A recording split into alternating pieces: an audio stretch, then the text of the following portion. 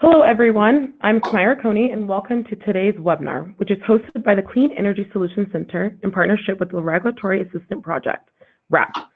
Today's webinar is focused on the Puerto Rico Clean and Resilient Energy Solutions.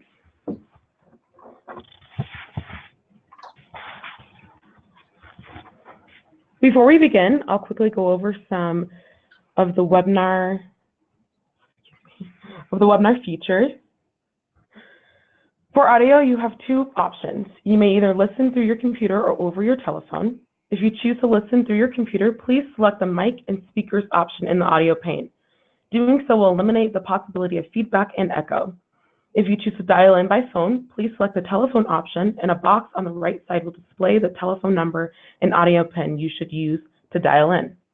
If anyone is having technical difficulties with this webinar, please contact the GoToWebinars help desk at 888-259-3826 for assistance. If you would like to ask a question, we ask that you use the questions pane where you may type in your question.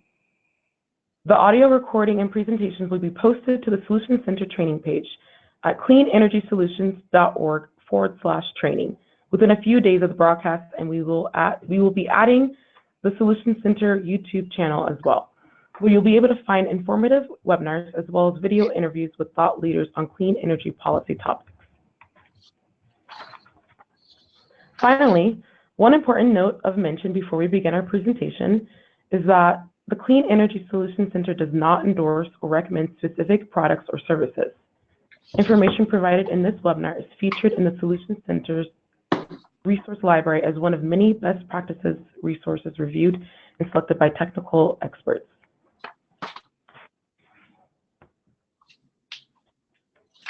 Today's webinar agenda is centered around the presentations from our guest panelists, Commissioner Ramos, Dr. Asa Hopkins, and Janine Migden Ostrander, who have joined us today to discuss issues relating to the building of a resilient energy system in Puerto Rico after the devastation of Hurricane Moorea. The presentation will provide an overview of the actions taken by the Puerto Rican government, focusing on the proceedings and activities of the Energy Bureau. Key topics covered will also include a discussion of the PREPA's Integrated Resource Plan, energy efficiency, demand response, and the microgrids regulation.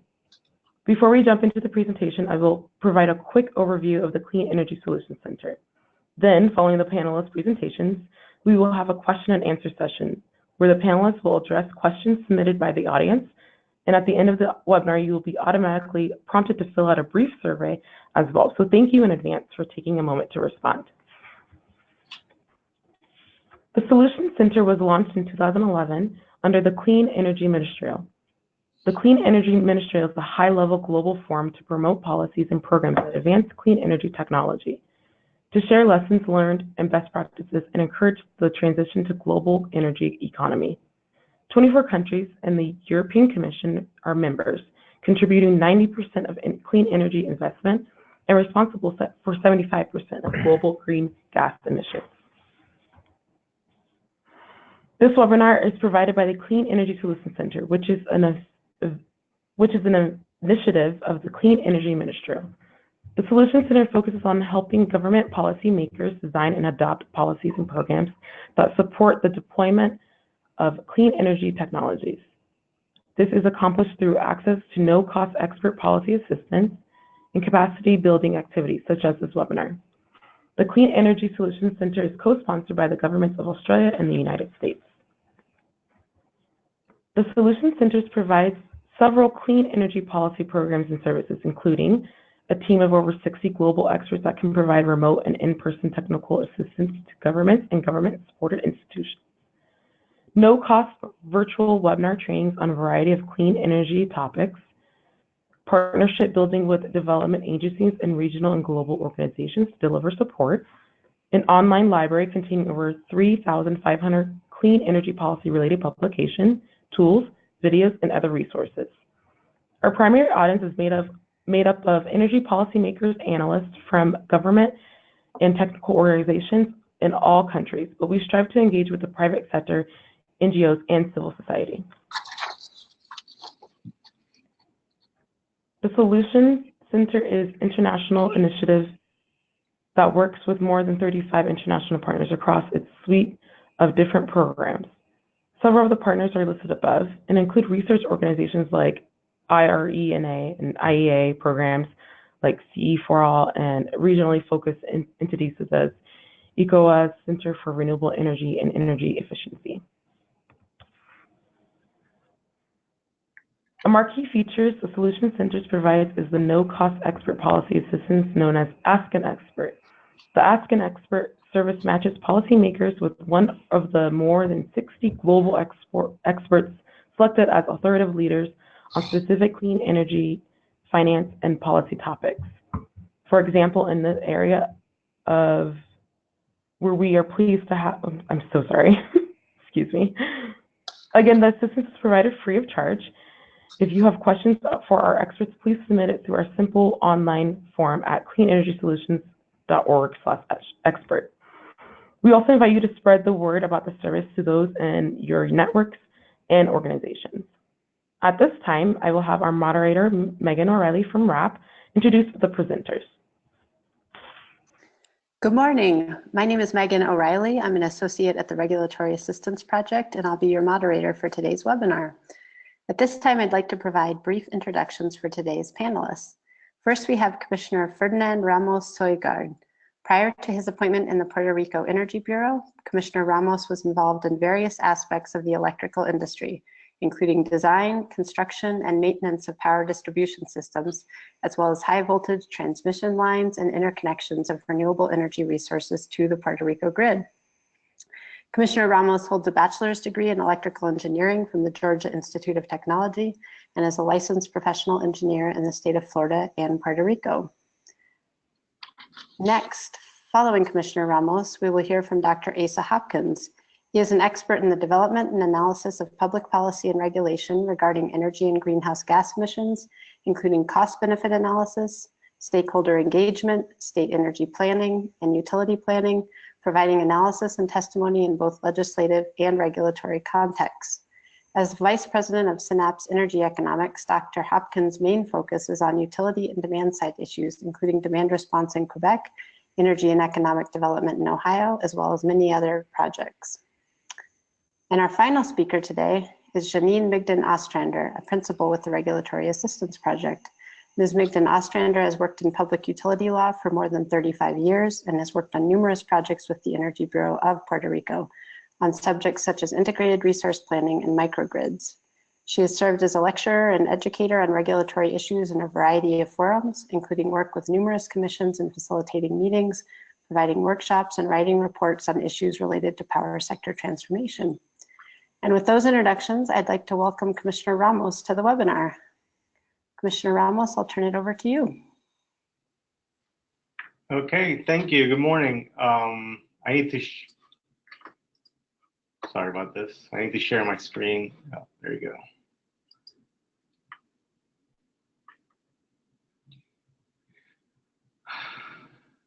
Thank you for the introduction, Megan. Good morning, everyone. I'm not sure if you can see my screen yet. We can see it. There we go. Now it's great. Sorry about that. Good morning, everyone, and welcome to the Puerto Rico Clean and Resilient Energy Solutions webinar. I'm Commissioner Ramos from the Puerto Rico Energy Bureau, and I want to take this opportunity to talk to you a little about the Energy Bureau of Puerto Rico in general and give you a little background about our electric utility and its recovery post-Hurricane Moorea. Puerto Rico Energy Bureau is a specialized independent entity in charge of regulating, supervising, and enforcing the energy public policy of the government of Puerto Rico. It was created by Act 57 of 2014 and consequently renamed and reorganized by virtue of Act 211 2018. It was formerly known as the Puerto Rico Energy Commission. Puerto Rico has a land area of 100 by 35 miles. It's smaller than 48 states. Only Delaware and Rhode Island are smaller. The island is so small you can drive around it in roughly 6 hours. Although small, Puerto Rico has a population of 3.195 million. It's estimated that approximately 156,000 residents left the island during the aftermath of the hurricanes. Its population density of 1,046 people per square mile is higher than that of 49 states. Only Jersey and the District of Columbia have more people per square mile. Another interesting fact about Puerto Rico is its impressive GDP of 104 billion, which ranks 38th amongst the 50 states in DC. Although Puerto Rico's GDP has been steadily increasing for the past couple of decades, it's forecasted to somewhat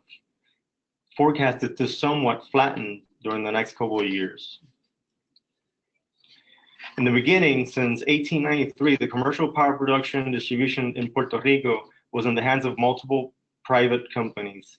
The Puerto Rican government, in an effort to strengthen and further develop the agricultural sector, built a series of dams and hydroelectric power plants, the first of which was inaugurated in 1915. Today, there are around 100 megawatts of installed hydro capacity in Puerto Rico. In 1937, the government started the nationalization of the power system with the purchase of the Ponce Electric Company. In 1941, what is today the Puerto Rico Electric Power Authority, or PREPA, was created with a goal of electrifying the island, which by the mid-40s, only 12% of the rural communities had electricity. Between 1950 and 2000, PREPA built approximately 3,500 megawatts of thermal generation. The latest additions to the fossil generation fleet were independent power producers that interconnected with the grid in the early 2000s. PREPA is a vertically integrated government-owned utility with 1.5 million customers and an annual revenue of approximately 3.4 billion, which makes it one of the largest government-owned utilities in the whole United States. It is ranked 14th in the nation in terms of number of customers. The winding roads and mountainous terrain, coupled with the density of population in Puerto Rico, make for a grid which is quite complex. PREPA is ranked 37 out of 1,961 utilities across the entire United States in quantity of distribution circuits. To put that in context, let's compare PREPA to the utilities in the rest of the United States. There are approximately 2,074 power distribution utilities serving the United States.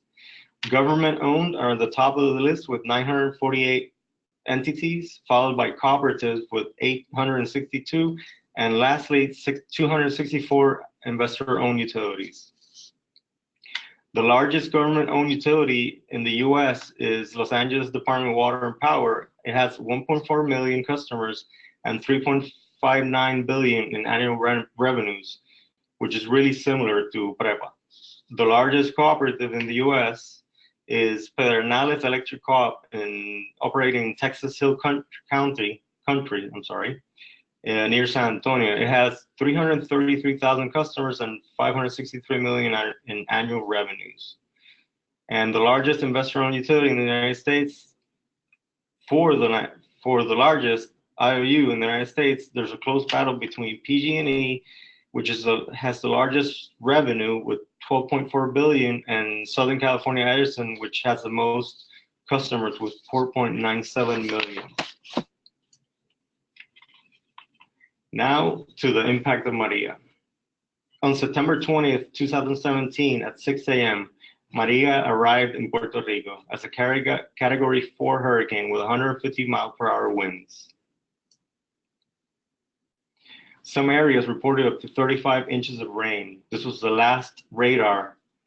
Was actually the last radar image I saw on my cell phone that morning. The hurricane plowed through Puerto Rico, leaving a wake of destruction in its path. The days following the storm were chaos. The majority of the roads were either obstructed or destroyed by the hurricane. There was no water, no communications, and no electricity. Nobody had power. The traffic lights were out everywhere, and it was like that for months. According to PREPA, it took roughly 11 months for power to be restored to 100% of the customers able to receive power service safely. Total electricity sales returned to pre-Maria levels as of April and May of 2018. I'm sorry, these are just some images I thought might be helpful for you to understand the devastation. Although PREPA's crews started working immediately, the destruction was so widespread it was obvious they needed help. The sheer size and complexity of the system made restoring power in Puerto Rico an unprecedented task.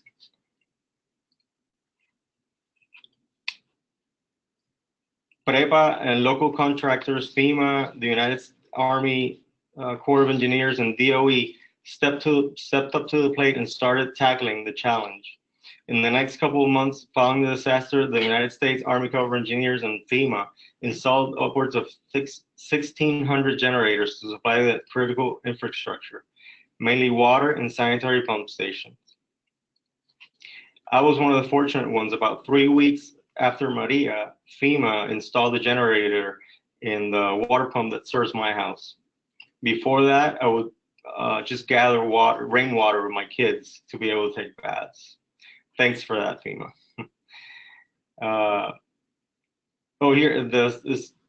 There's an interesting fact. The previous record for generators installed was 310 in response to Hurricane Katrina, compared to 1,600 plus for Hurricane Maria in Puerto Rico.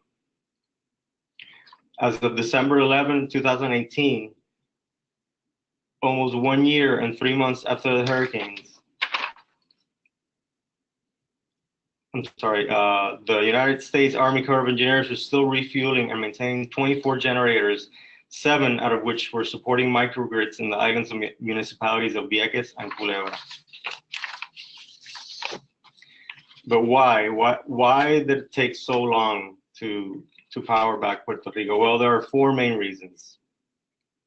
The first, the logistical challenges. Everything had to be shipped in. It was much more difficult and time-consuming to bring in crews, equipment, and materials than doing the same in the mainland. Second, the availability of materials. 3 hurricanes affected the U.S. in 2017. Texas and Florida were also acquiring materials, which made it more difficult to get materials shipped in a timely manner. Also, PREPA sometimes uses components that are not standard in the U.S. and required special orders. Third, PREPA's financial problems. When the hurricane struck, PREPA was already in bankruptcy under Title III of PROMESA.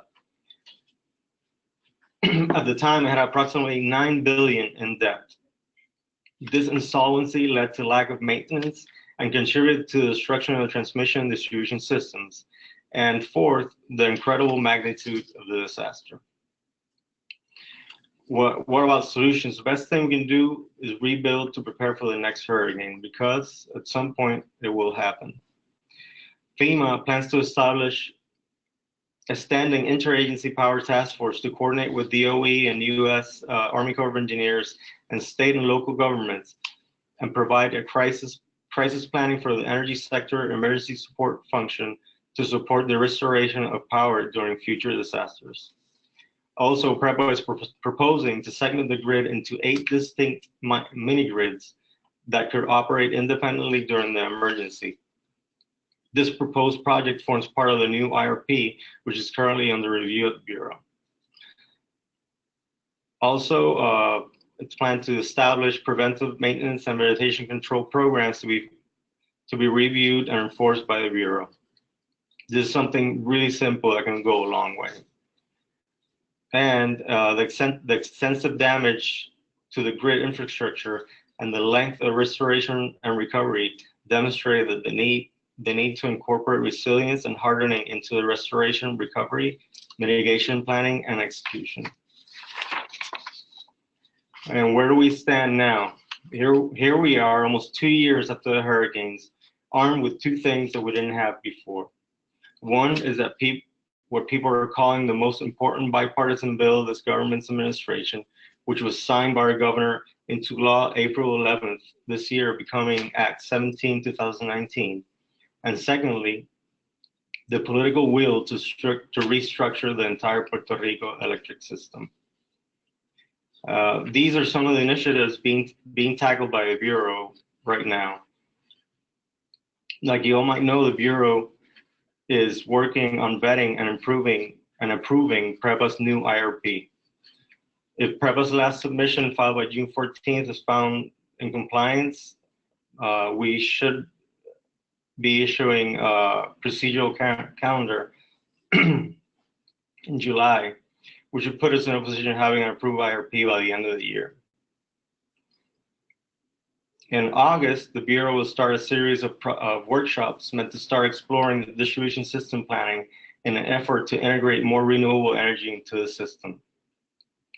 The Bureau is also about to issue proposed regulations on all the following topics: microgrid interconnection, wheeling, performance incentive mechanisms, energy efficiency, demand response, electric cooperatives, and renewable energy credit markets. That's it for me, Megan. Thank you. Thank you very much, Commissioner Ramos. And next, I'll turn it over to Dr. Asa Hopkins from Synapse Energy Economics. Go ahead, Asa. Thanks, Megan. Let's get my slides up. They're great. You can go to the next slide. Just for a little context of who I am and who we are as Synapse. We are a consultancy based in Cambridge, Massachusetts. We've been working alongside RAP for the Puerto Rico Energy Commission, now Bureau, for a number of years, including both the first integrated resource plan and the utility's first regulated rate case. So trying to put the resource planning challenges that PREPA faces now and faces now into that longer context with a few slides here at the beginning, and then talk about the hurricane's impact on the approaches to resource planning that the island is considering and the direction it's taking. A little bit about the impact of the electric sector transformation processes that are underway. And then I'll dive into describing integrated resource planning in a little more detail, talk about sort of how that process is supposed to work, what some best practices are, and then what that context means in Puerto Rico in terms of how each of those different pieces of an IRP are shaped and reflect what's going on the ground on the island, and then put that back in the context of the actual filed IRP that the commissioner just mentioned. Next slide. Oh, this is the little bit about Synapse. I just mentioned that we work for public and just government clients all over the country and elsewhere. Next slide. So as of 2015, so I recall the timeline, the hurricanes that the commissioner was talking about hit in the fall of 2017. But the Bureau was created in 2014 and sort of got really up and running shortly thereafter. And at that point, when PREPA conducted its first integrated resource planning exercise, this is where it was starting. So over 70% oil electric generation, a little less than 20% natural gas, one large coal facility, and a little bit of hydro, wind, and solar. The dominant resource concerns had to do with dependence on very expensive imported oil and inefficient and polluting oil, concerns about air quality compliance, and whether it made sense to expand natural gas imports. Next slide. So just a little sense of the geography, because it matters for some of the resilience conversations. The generation on the island is, most of the capacity and energy is on the south coast. You can see two areas of generation in the southeast and southwest, where there's natural gas import in the southwest and a coal plant in the southeast, and oil facilities in both those areas as well. Meanwhile, most of the load and the generation most of the load and population is in the San Juan area, which is in the more northeasterly area there, where you see there are a couple of generators in the San Juan area, but the gray lines here are the transmission lines, and you can see that in the context of a hurricane moving roughly right to left across the island, that connectivity between the generation resources and the population centers was challenged by that sort of topology. Next slide. The other real challenge that PREPA was facing in the pre-hurricane era was, and this is compounded by the fiscal difficulties that the commissioner mentioned, is that PREPA had been deferring maintenance on its infrastructure and reducing capital spending in its power plants, which contributed to high and rising forced outage rates. So the 5 generators shown here, 2 in the San Juan area, or 3 in the San Juan area, and 2 on the south coast, Costa Sur and Aguirre, had pretty high and rising forced outage rates, particularly in the latter half of 2015 and 2016. Again, this is 2 years or year and a half pre-hurricanes. So there were stability issues, there were power outages. PREPA felt like they had to maintain quite a high reserve margin, a lot of sort of backup generation that was ready to come on at any time, because the existing generators could trip off and fail at any time, and they had to be ready.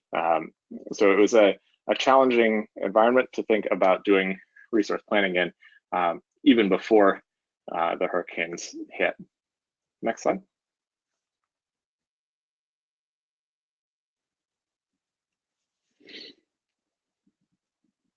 So the large fossil generators on the island were actually relatively unscathed by the hurricanes. They were able would have been able to come back up online quite quickly, except that the wires connecting them to the load that they would be serving were severely damaged. And so when thinking about doing resource planning in a post-hurricane environment, you have a generation fleet that was relatively unscathed, but not a highly performing one in the first place, as we just saw in the previous slide. But an increased focus on resilience, on being able to recover quickly from a storm like Moorea. An interest in locating generation closer to load. We talked about that geography where the generation is on the south coast across the spine of the mountains from most of the load. There's also a real, I think, sea change in customer attitudes towards self-generation and storage. Folks have somewhat less confidence in the utility to restore them quickly, having seen that it could take months. And so an increased customer interest in generators, in storage, in developing microgrids, for both for critical loads and for individual households or neighborhoods. And Janine from RAP will talk about reflecting that in the microgrids rule once I'm done here. The other aspect on resource planning is that one of the economic shock of the hurricanes, which essentially compounds roughly decade-long economic flattening, stagnation on the island.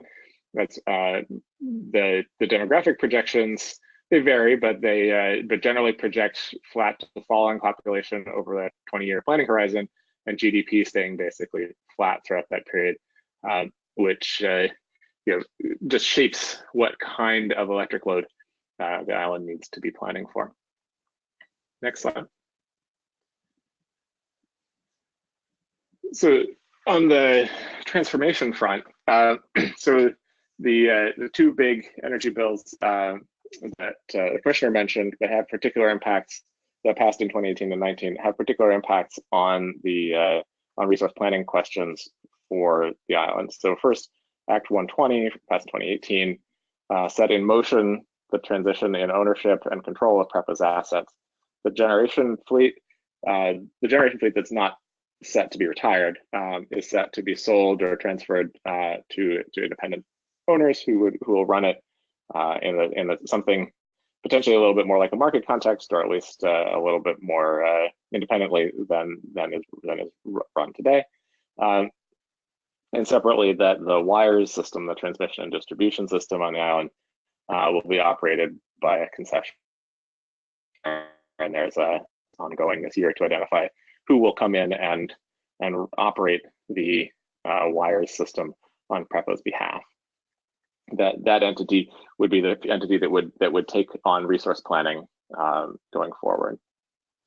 And then Act 17 that passed this year is a more policy-focused act setting goals and direction.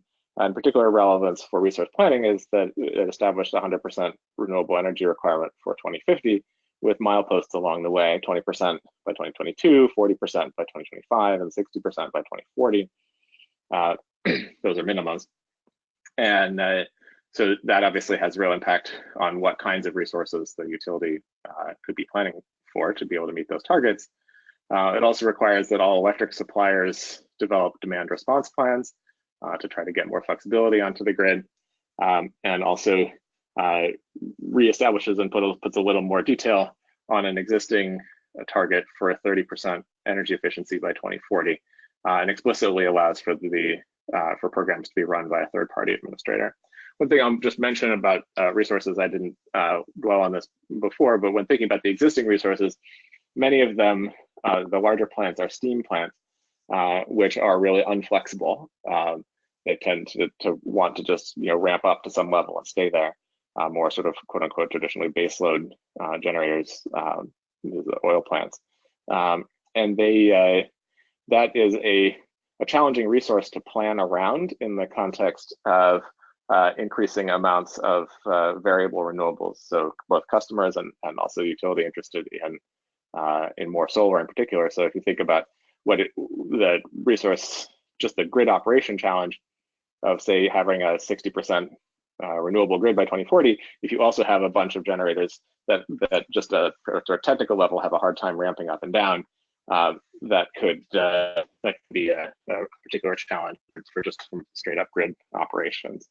Most of those steam plants are also the old and dirty ones with high forced outage rates that might, for example, be primed for retirement and be replaced by more flexible resources going forward in the resource planning process. Next slide. So to tell just a little interlude here and get the sort of grounding for everybody on integrated resource planning. So integrated resource plan, or IRP, is a utility plan for meeting forecasted annual peak and energy demand plus some reserve margin through a combination of supplies and demand side resources over a specified future period. So this is generally an optimization type process. So you're trying to find the lowest practical costs to deliver energy service to customers over a longer time horizon. It's not the intention is to try to get away from piecemeal, well, this seems like a good idea type planning to a long-term coherent picture. So IRP usually involves modeling using analytical tools that can model forward, say, okay, well, the best overall least cost thing over the next 20 years is to retire this plant and that plant and to build these other ones, and be able to do sensitivities and compare, what if the cost of natural gas were to rise? What if it were to fall? What if load were higher or lower? And be able to fairly compare both demand and supply side resources in that sort of coherent optimization framework. Next slide. This slide takes a sort of a flow chart through how an IRP is conducted. The IRP rule that is established in Puerto Rico that tells PREPA how to conduct an IRP basically follows this structure. The rule is quite prescriptive. We discovered in the first IRP that laying out a general structure in a context in which the utility had never undertaken a planning exercise like that resulted in some misalignments between how the utility interpreted that structure and what best practice would be. And so the new rule lays that structure out in much more detail, and that's the rule that the currently filed IRP is being evaluated under. So general idea for an IRP is you start with a load forecast, you start with your goals and what resources you have, and you say, okay, well, given that load forecast and what resources I have and their expected end of life and maybe the goals that I have, what is my need for new resources? So you identify a gap, a need to fill that gap, and then you evaluate supply side, demand side, resources that could fill that gap. You look at what the impacts of the transmission and distribution system are on that, what the impacts on rates would be, and recognize that rates have an impact on the load forecast. If rates fall, load might go up. If rates rise, load might go down as customers either self-generate or they simply change their consumption because of the cost of electricity. You look at all of those different potential resources and bring various social or environmental factors in if that sort of might relate to goals. For example, being compliant with air quality requirements or meeting an RPS. Bring those pieces together to define potential resource mixes, evaluate them, figure out which ones are least cost, what their pros and cons are. One may be least cost, but is really sensitive to the cost of a fuel input, for example. And so you need to check and make sure, how much risk to fuel price are we willing to take? Maybe we choose another portfolio that in its base case is slightly more expensive. Maybe it's a little more robust to changes in fuel price, for example. So then you go through a regulatory approval process and develop an action plan and actually execute. And then it's a rinse and repeat process. Typically, the IRP would be done every 3 to 5 years, monitor how things are going, and see whether maybe the load is higher or lower than you expected, or different resources are available than you expected, and put those pieces back around together into a coherent picture. So just for context of some of the things of what does it mean to go through this process in Puerto Rico? So starting back up at the top, the load forecast, as I mentioned, the projections are for load to be falling even before you incorporate any sort of energy efficiency. Meanwhile, we have a goal of 30% energy efficiency improvement. And so the net load forecast that PREPA is actually planning for in the IRP they just filed has load by the end of the period being something like a third lower than it is at the beginning. So that's a particular context that shapes what that need picture looks like. On the goal front, obviously, there's a 100% renewable goal for 2050. And so fossil fuel assets, if you build a new fossil fuel power plant, say in 2035, you got to be planning to retire it within 15 years. And so that changes the context for thinking about capital costs. We're also obviously goals around resilience, goals around meeting the compliance with air quality, and also recognizing the context of PREPA's fiscal challenges and the island's fiscal challenges, access to capital. And so what does that mean about how resources would actually be acquired? The existing resource fleet obviously matters a lot in Puerto Rico. I talked about the high forced outage rate, the expensive oil resources, the inflexible resources. And so that really has a strong impact on what this looks like going forward. They've been looking at the new resources front, obviously, the falling cost of solar power generally, the falling cost of batteries have big impacts on what kinds of resources the island has at its disposal.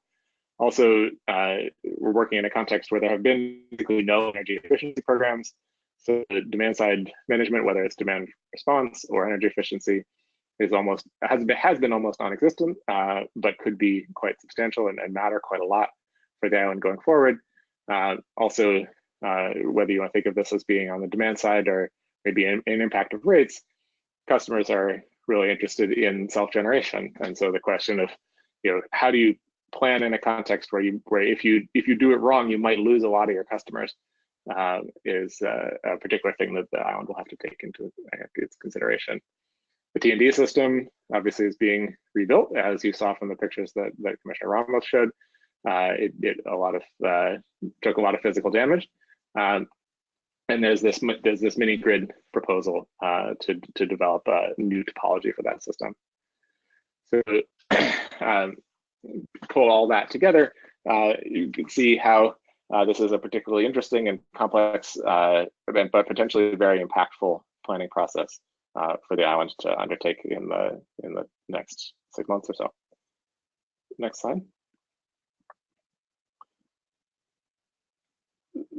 One of the key contexts for IRP in Puerto Rico is that both the Commonwealth laws and US federal laws, the PROMESA Act, establish consistency with an approved IRP as a key threshold for both utility and third-party actions in Puerto Rico. And so it's very important that the island have an approved IRP.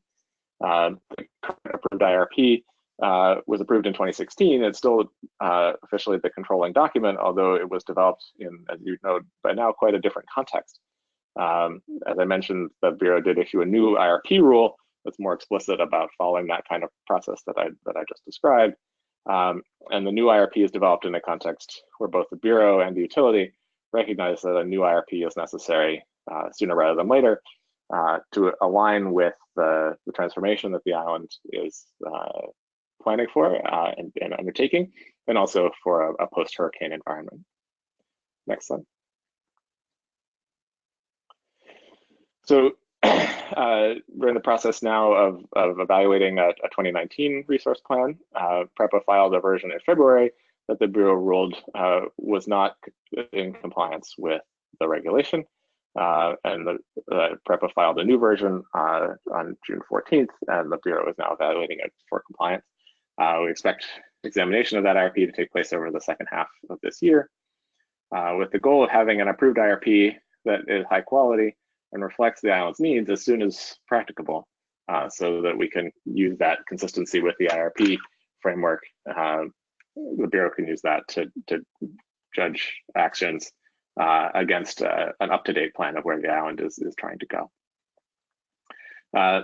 The June draft evaluates options that are consistent with Act 17 that was passed between the February version and the June version. So it's good to have an updated version that reflects the renewable energy and energy efficiency policies that are in that bill.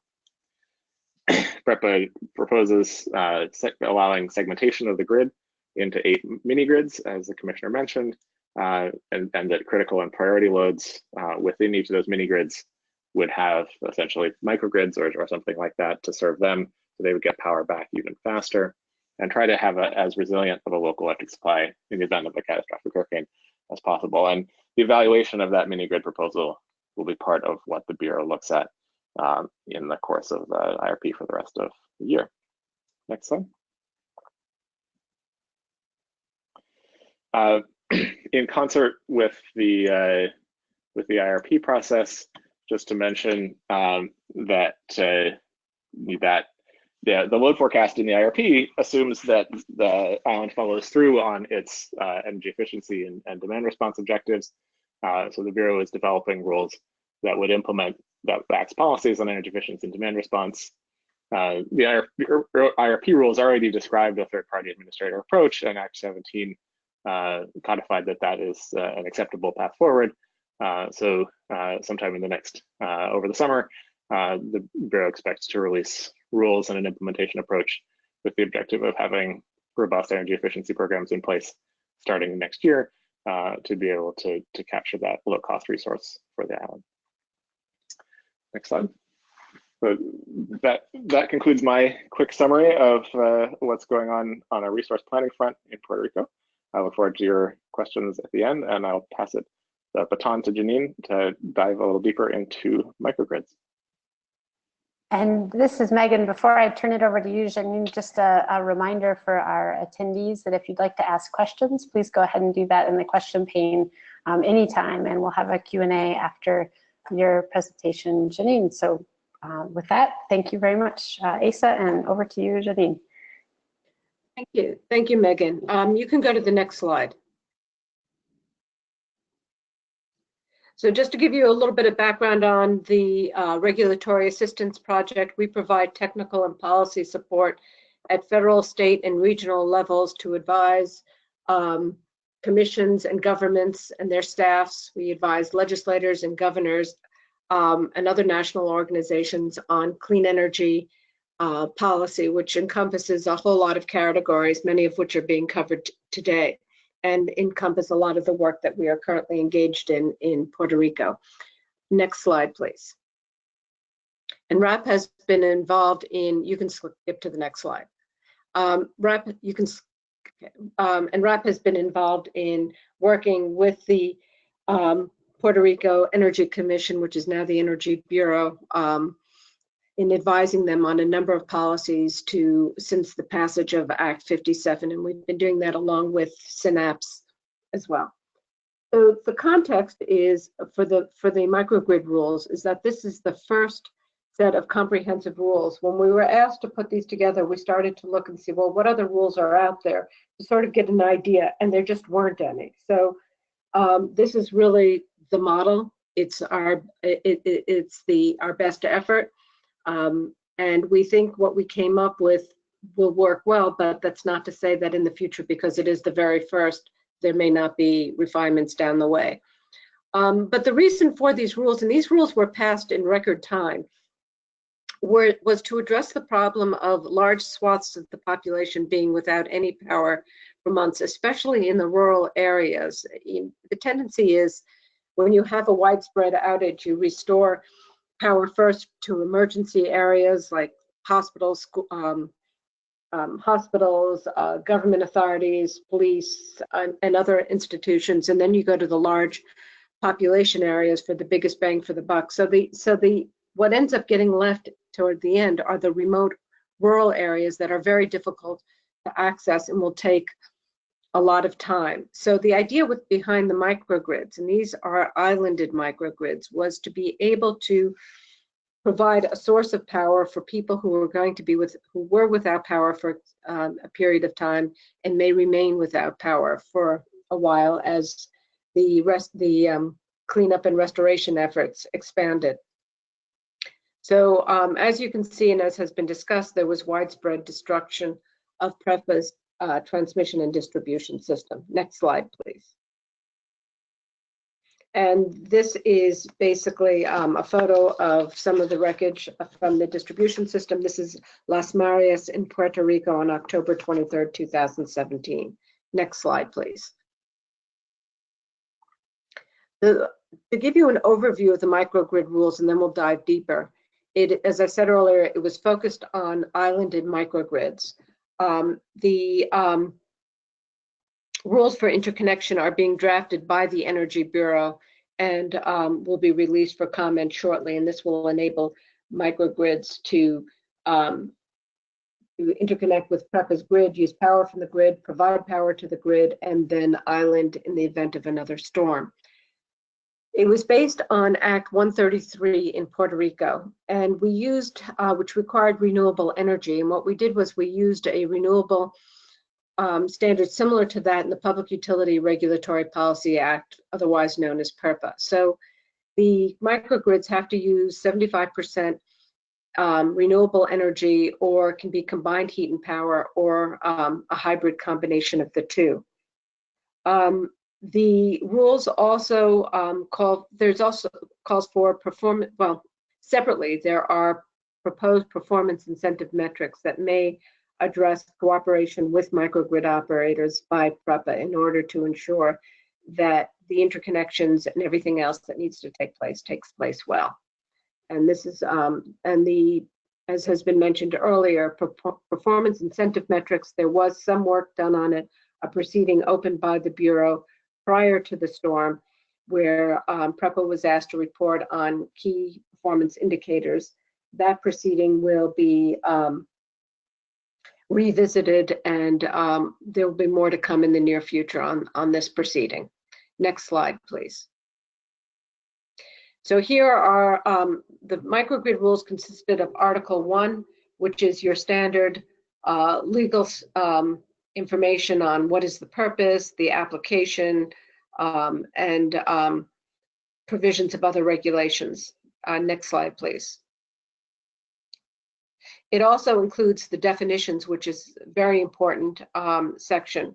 And you'll find that these sections exist in most of the rules promulgated by the Energy Bureau, with the definitions changing, definitions being being consistent from regulation to regulation, but different definitions being employed based upon the subject matter.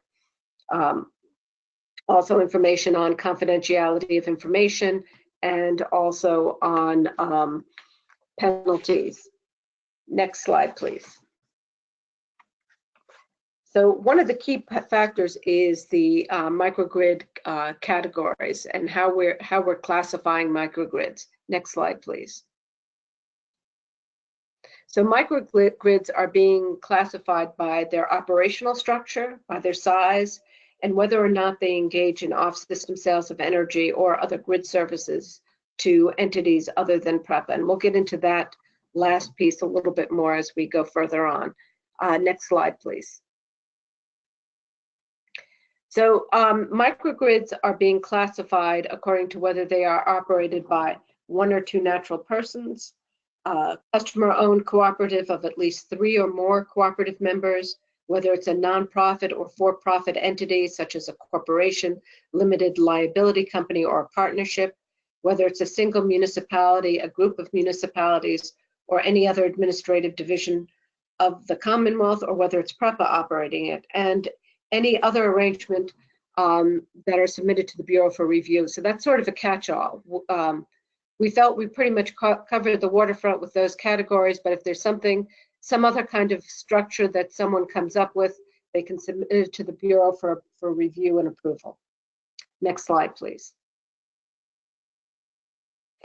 So microgrids were also classified on the basis of size. So we have individual sized microgrids of 1 or 2 customers or customer owners where one of the customers is operating it.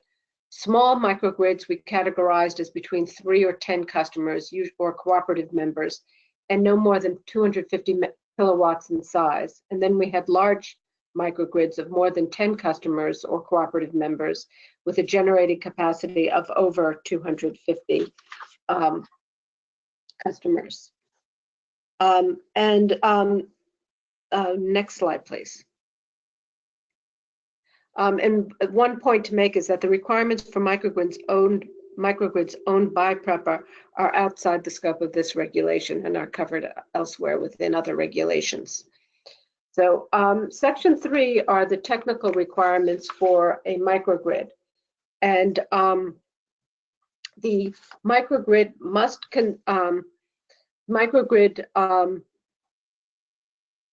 composition consists of generation assets, the load that is to be served, and the distribution infrastructure. So it's like a little mini self-contained utility. Renewable energy microgrids must have 75% of the energy output must be renewable energy. The combined heat and power specifies annual useful thermal energy output and fuel input. So that the thermal energy output of the system is no less than 50% of the total energy output. And the fuel input minus the useful thermal output is no more than 7,000 BTU per kWh of generator output. The hybrids must be, to be a hybrid, it must meet the renewable energy and the combined heat and power standards above and explain how they're planning to operate between the two components. Section 303 requires that the microgrid owners submit forms demonstrating compliance and that they are going to be in compliance as well with any codes and standards in Puerto Rico that would be relevant to them.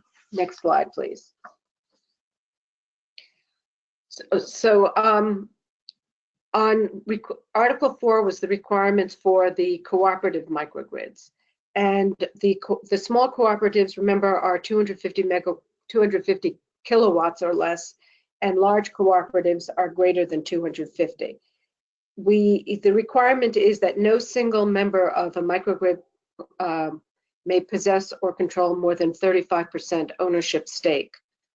For small cooperatives, the cost per share is determined by the members. They can ask for deposits, and rates for service must be based on consumption, peak load, or another metric at the discretion of the members, provided the rates are just and reasonable and non-discriminatory.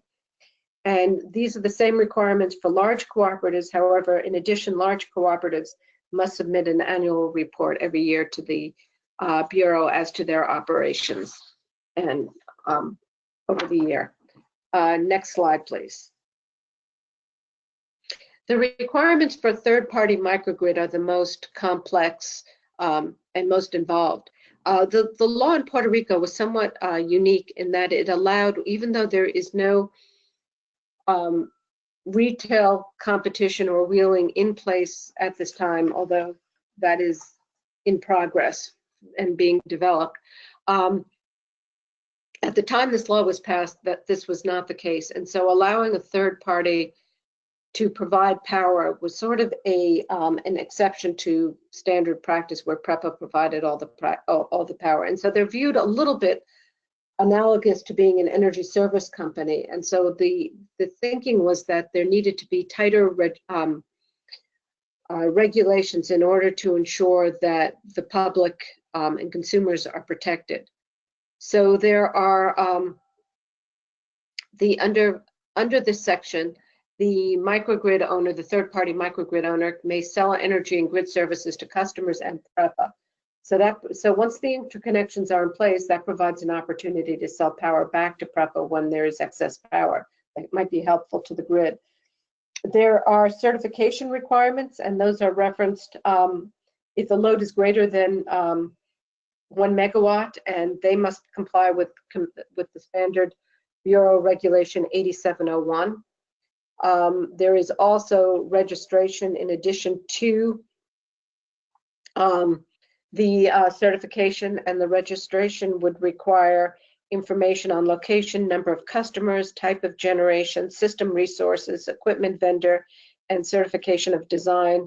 Also required is the submission of a model contract or a sample bill.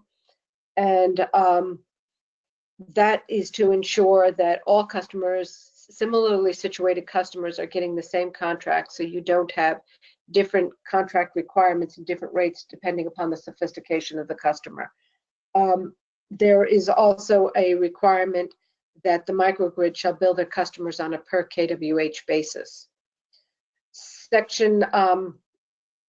There's also a section that says that the rate structure must be non-discriminatory, and this is because you want to avoid a situation where you have a microgrid providing service to a group of customers, but excluding one or two customers for various reasons. And I'll get into that a little bit more later. There's also the ability for deposits and the requirement of billing in regular intervals with 30-day payments, similar to what PREPA is required to do. So in other words, we're looking at this supplier to be somewhat analogous to what a typical utility might be, because it is a third-party provider. And unlike with co-ops or some of the other structures where customers have more of a say in how it's operated, here they would have less so. So we need more customer protections. Next slide. And also I want to mention that for non-metered microgrids, those would be billed on a kW basis. There's also added other provisions, such as if there's an objection to the bill, if the customer has an objection, or their services being suspended, the regulations under 8863 for customer protection would comply. There is also a complaint procedure. The goal with the complaint procedure is to try to resolve complaints internally, but if the customer remains unsatisfied, they can take the matter to the Energy Bureau under Regulation 8543.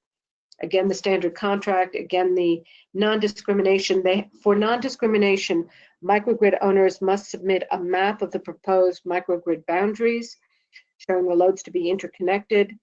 And to exclude an area, it must be based on cost or technical feasibility. So if there's a group that's being offered and there's one customer that for some reason is not well liked, you can't just exclude them. You have to have a legitimate basis for excluding that customer.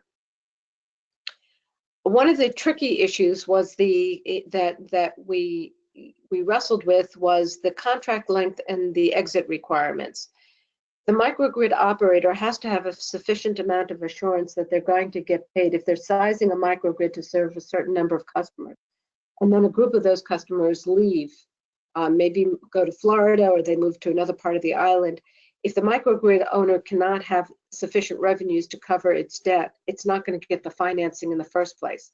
So we had to balance being able to come up with sufficient amount of revenues or revenue assurance for the microgrid owner with also customer protection and customer ability to leave and move on. So what the Bureau decided to do was have a contract with a maximum length of 20 years. There's a 30-day termination notice, and exit fees can apply during the first 5 years that a customer is gone. And those exit fees would be set by the Bureau, would be set forth in the contract as approved by the Bureau. But there is a requirement for the third-party microgrid owner to try to secure a replacement. And once that replacement is in place, then the customer who has exited would no longer be required to pay the exit fees. So the exit fees are merely designed to help assure that the microgrid owner has sufficient revenues. It is not designed as any kind of a penalty. So that's a really important thing. And very often if somebody leaves, the person purchasing their dwelling or moving into their dwelling, renting it or whatever, would most likely take up that contract. But if not, they could find somebody else. Rate review on the issue of there's also a fee for use of PREPA's infrastructure. And on rate review, the rates that are established in the contract will be in place for the first 3 years with no review by the Energy Bureau. But thereafter, the Energy Bureau may review the rates if a customer requests it. And part of this was concern if a contract is for 10, 15, 20 years, and it's based on a rate that is a favorable rate, but then PREPA's rates go down as is hoped for under Act 17. You don't want a situation where customers with microgrids are paying much more than customers who are customers of PREPA. And so if there is an opportunity for more efficiency and to reduce the rates under the microgrid contract, that would be explored under a rate review. Next slide, please.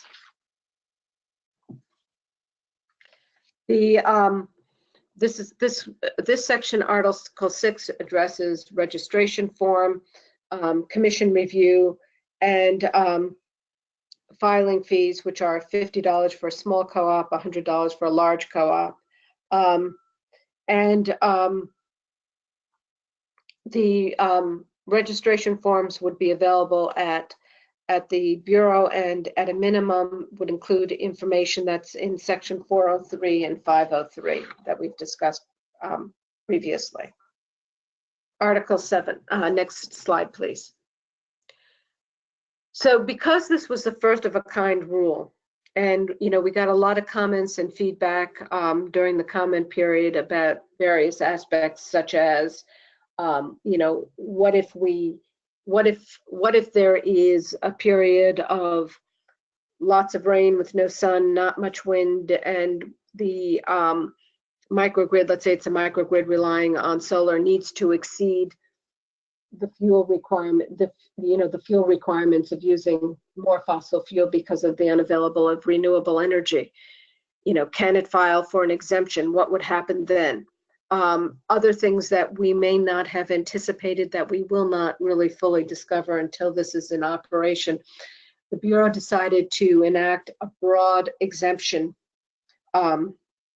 category that would allow any microgrid operator to file a request for exemption or modification of any of the requirements under these regulations. And they have to be specific and describe what they're seeking.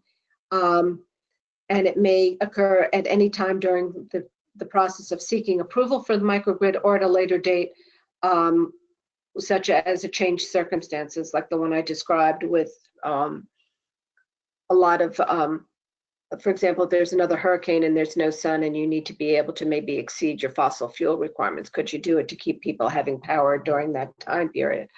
So this is a process that is available to any microgrid owner to catch whatever in these regulations, because they are first of a kind, that may have been missed, but may need to be addressed to make the system work. So those can be submitted for the Bureau's review and ruling as to whether the waiver should be granted if there's good cause.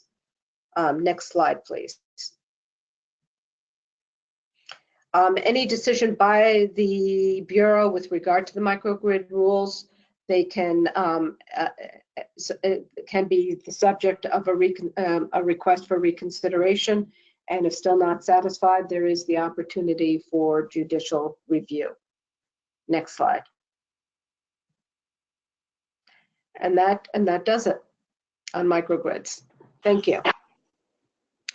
Well, thank you very much to all of our presenters, and we'll now turn it over to a Q&A session for all of you. So first, and as noted before, please submit your questions in the question pane if you have those, and we already have a bunch here, so we'll go ahead now. Following up on your presentation, Janine, but please weigh in, Asa and Commissioner Ramos. The first question we had was just about the distinction between microgrids and mini-grids. Can you lay that out a little bit for us? Sure. A microgrid is a small confined structure which includes distribution, generation, and load. That is to so it's sort of like a mini utility, but it's serving a very, very small number of customers that are signed up to receive service from that entity. A mini grid is the division of the PREPA grid into various smaller contained areas that can be operated independently. And I believe, Asa, there's like 8. Is that correct, Asa? Maybe you want to jump in on that, or Commissioner Ramos. But that's the distinction. One is a small little controlled area for a discrete number of customers versus a mini grid, which is a larger regional section of PREPA. Right. I think their proposal is 8 mini grids. Think of mini grids as the larger grid cut up into pieces, and mini grids as more composed of individual, sort of built up from the bottom up, but composed of individual loads and the generation designed to meet that. So it's a little sort of, maybe think of it as sort of top down versus bottom up about how you get to some construction. A mini grid might have thousands of customers that reflect 1/8 of the island, whereas a microgrid might have 3 or 20 customers. And following up on that, maybe Asa, this one you can expand on a little more. We had a question about the potential benefits of PREPA's proposal for the 8 mini grids and how that could integrate with many community-led microgrid efforts now occurring on the island. So the PREPA has identified within each of the mini grids particular priority or critical loads that would then be served by microgrids. So there is some sort of continuity of idea here. So I think community level engagement to identify where those particular areas are that would be priority loads from a community standpoint is, and community actions to develop those microgrids. And then the idea of the mini grid is in part that the microgrids don't necessarily need to be able to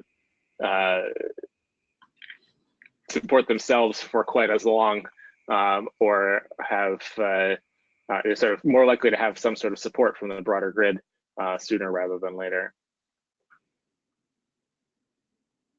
Thank you. And then following up on that even a little more, we got a lot of questions about this interaction between the two.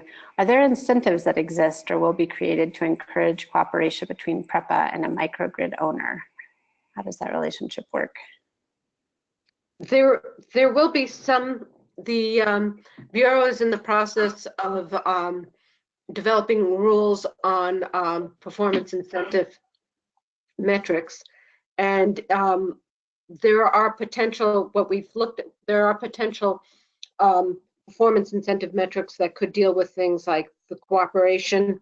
If you look at the key performance indicators that were put into place before the hurricane, what they basically contained was what was the issue that wanted to be addressed how are you going to measure it, and what would be the target? So one of the issues might be the speed of time and there were general ones for just general interconnections of distributed generation, solar, but it might be applicable or analogous. Things like how much time does it take from the time an application for interconnection is submitted and the amount of time it takes PREPA to actually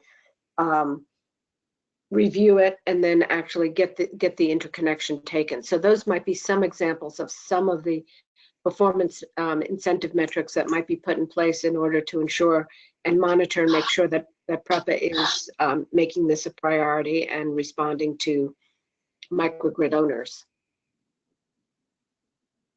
And there may be others, but that's just one by way of example. Great, thank you. The next couple of questions, and these I think then we'll turn into a broader topic, but last couple of questions on the microgrids and mini grids were some technical ones, and I'm going to try and combine these a little bit. That the first was with regard to microgrids, does PREPA assert a monopoly on crossing public ways with wires that might pose a barrier to microgrid creation? And then another kind of specific question on inverter operation and design standards that might preclude a solar-only AC microgrid from running in islanded mode. So are there any challenges that you see, including these, that might prevent the creation of microgrids in Puerto Rico? On the second question, I'll take that one because that one's a little bit easier. On the inverter issue, the microgrid owner can design any way they so choose and would submit that to the Bureau for approval. If the microgrid owner does not want to interconnect with PREPA, there's no requirement that they do so. That's an option for the microgrid owner. So they would, the benefit of interconnecting is, of course, if you don't have sufficient power and PREPA can sell you the additional power so that you make sure it's sort of a supplemental power provision that's always useful to ensure greater reliability, but it's not necessarily required. With regard to the monopoly on wires, that's a really good question. Basically, the thinking is that the wires from the microgrid to the that the microgrid itself would have its own wires from its generation source to its customers. If they are interconnecting and using PREPA's microgrid, PREPA's system, some of that may be covered in interconnection rules that may be released soon. And I don't know if Commissioner Ramos would like to supplement that response. Well, as far as PREPA having a monopoly on the right-of-ways, it's not that way. We definitely don't want two parallel energy systems to be running on the same right-of-way because of security reasons. But there will be a case-by-case, I guess, review of anybody that wants to use a right-of-way for a microgrid purpose that has that's either crossing or that needs for any particular reason to run parallel with PREPA. I guess they could probably go underground or something to that respect. But there definitely would be opportunities to use the right-of-ways. It would just be on a case-by-case issue. Thank you. And actually, this is taking a fairly big step back, but following up on that a little bit, how is the IRP process reflecting the proposed privatization of generation assets in Puerto Rico? And maybe Asa, if you want to touch on that one. Sure. An interesting thing about the IRP process to date is actually that it's really focused on what assets would be what generation assets would be the best ones for the island, rather than necessarily on who's owning and operating them. think it's basically sort of modeled as though there were a single entity in charge, and until PREPA actually goes about selling assets and such, they are effectively that entity. But then I think that the plan is that the IRP will identify which resources are necessary, and then PREPA or its the concessionaire or whoever, the Public-Private Partnerships Authority, other entities on the island can go about the process of actually procuring from independent providers the different resources that have been identified as being the ones that are the part of the approved action plan. One of PREPA's proposed paths forward builds on some proposals that independent power producers have put on the table, and this is part of the IRP being shaped by PREPA's fiscal situation. Is some preference for resources that are sort of known to be able to be built and financeable, and so it's impacting things in that way. Although the Bureau, I think will take a pretty sort of first principles optimal approach rather than necessarily being too colored by that. But like obviously that's up to the commissioner and his colleagues. Commissioner Ramos, any follow-up on that, or I can go to the next one as well? Yeah, like as I said, the IRP doesn't really go into the ownership of the plants. It's just modeling the actual generation. So basically, yeah, you can go to the next question. Sorry. Oh, that's great. Thank you. And maybe this is another one specific to the IRP. So for you, Asa, is how can the IRP, or how can an IRP like the one in Puerto Rico take account of uncertainty around future electric load as that process is moving forward? And I know you mentioned this a little bit in your presentation, but if you can maybe expand on that issue. Sure.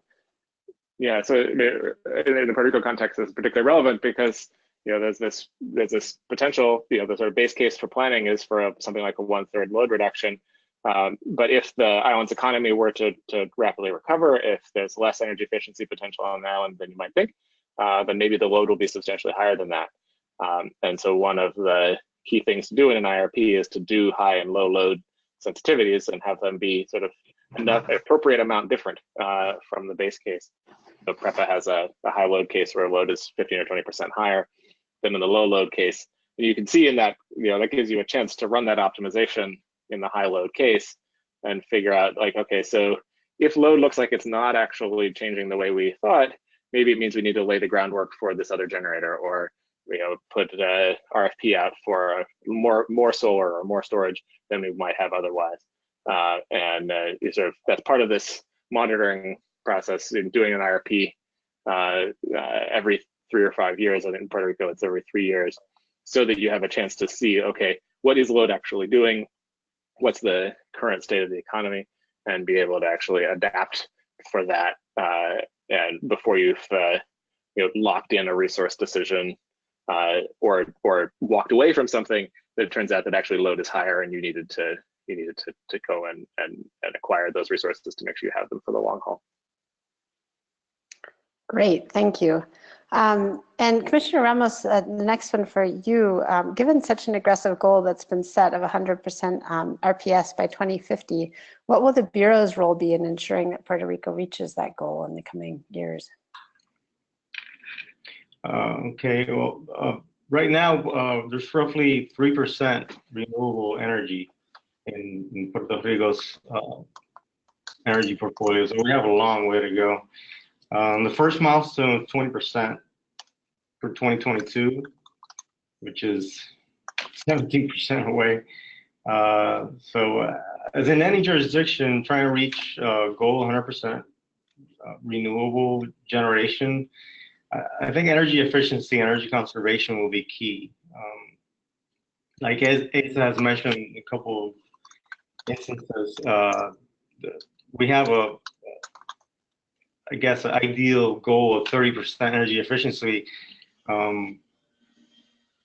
which is a really aggressive goal also. But in able to get to 100% renewable energy, we must reduce the energy we consume to make the goal closer and easier to reach. The Bureau is going to start soon the implementation of an aggressive energy efficiency and demand response program that's going to be catered to all customer classes. So that's one of the things that the Bureau will be working on to help reach that goal. The interesting thing that the energy use per capita in Puerto Rico is about a third of what it is in the 50 states, which makes energy efficiency success in Puerto Rico a lot harder, and there's less opportunities to exploit on the island and in the mainland. We're going to focus on municipal and government dependencies to be able to maximize on the opportunities of efficiency, and also there's a really aggressive initiative to replace all street lighting to LED lights in the short term. And also the Energy Bureau is going to engage in a massive energy conservation and education campaign. So I guess these initiatives will start getting us at least on the right path to 100% renewable energy. And out of those initiatives, this is a good follow-up. Do you see some or one as the most important? It sounds like energy efficiency is high on your list. Are there others that you see as at the top of that list of all that the Bureau is doing?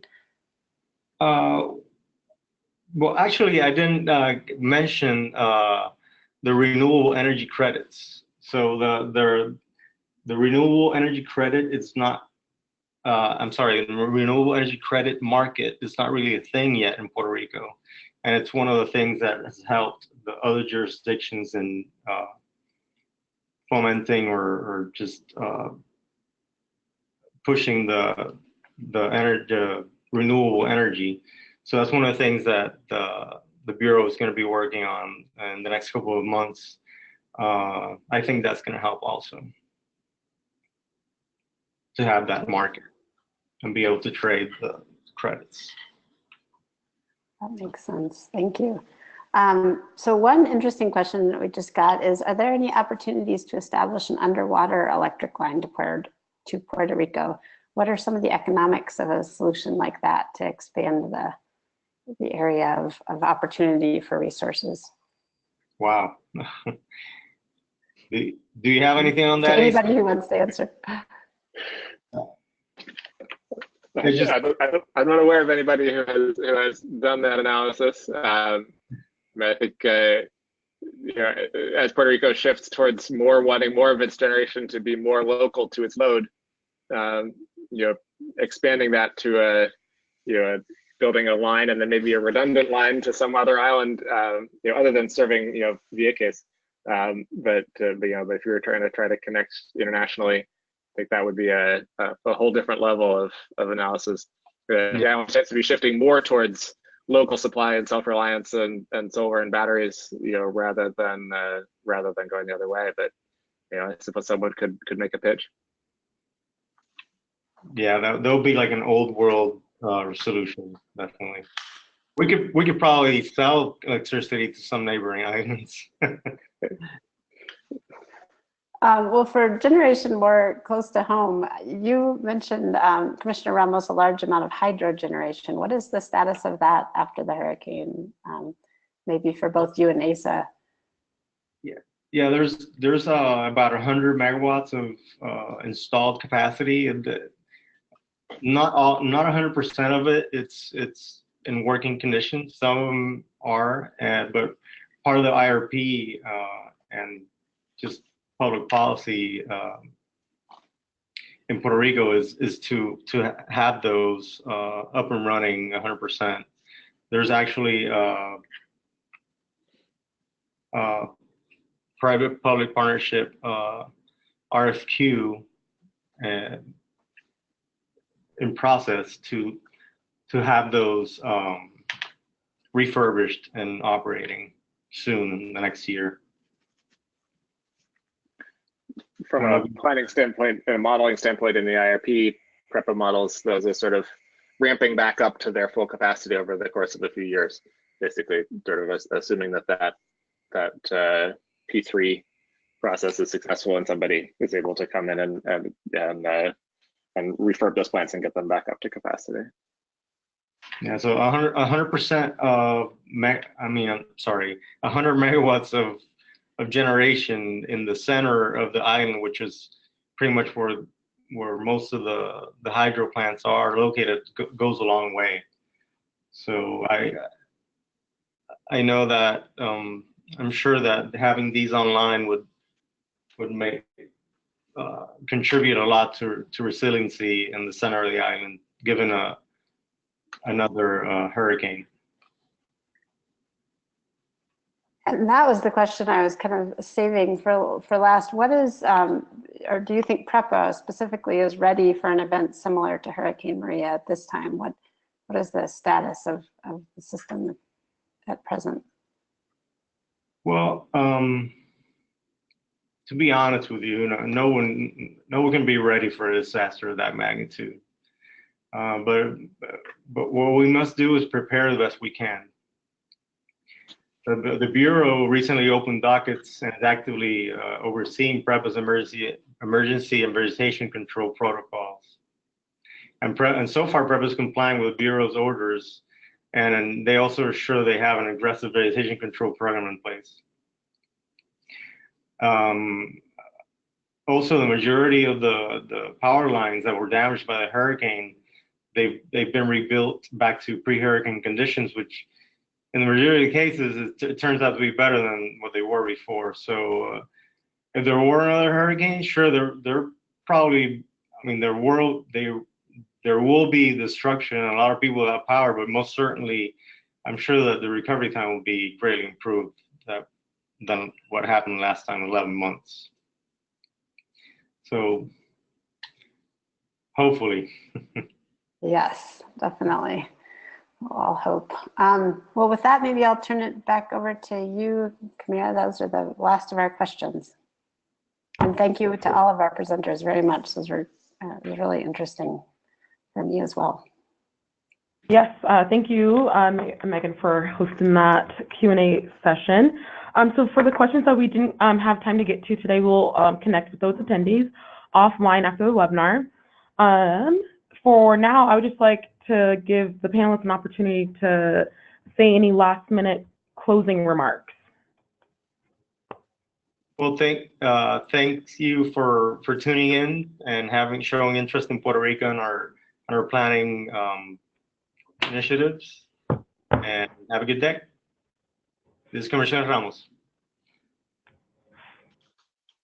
Awesome. From my standpoint, thanks everybody, and to the extent that there are follow-up questions, please feel free to send them. And looking forward to trying to execute best practices with the Bureau in Puerto Rico on resource planning, and perhaps set models for how other islands can think about doing transitions like this.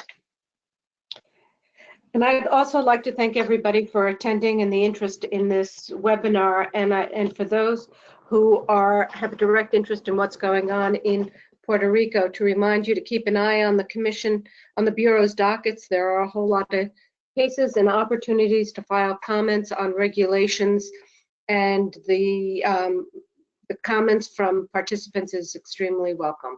So keep that in mind, and thank you. Great, thank you again. On behalf of the Clean Energy Solutions Center, I'd like to extend a thank you to all of our expert panelists and to our attendees for participating in today's webinar. We very much appreciate your time and hope in return that there are valuable insights that you can take back to your ministries, departments, or organizations. We also invite you to inform your colleagues and those in your networks about Solutions Center resources and services, including no-cost policy support through our Ask an Expert service. I invite you to check the Solutions Center website if you like to view the slides and listen to a recording of today's presentation, as well as previously held webinars. Additionally, you will find information on upcoming webinars and other training events. We are also now posting webinar recordings to the Clean Energy Solutions Center YouTube channel. Please allow for about a week for the audio recording to be posted.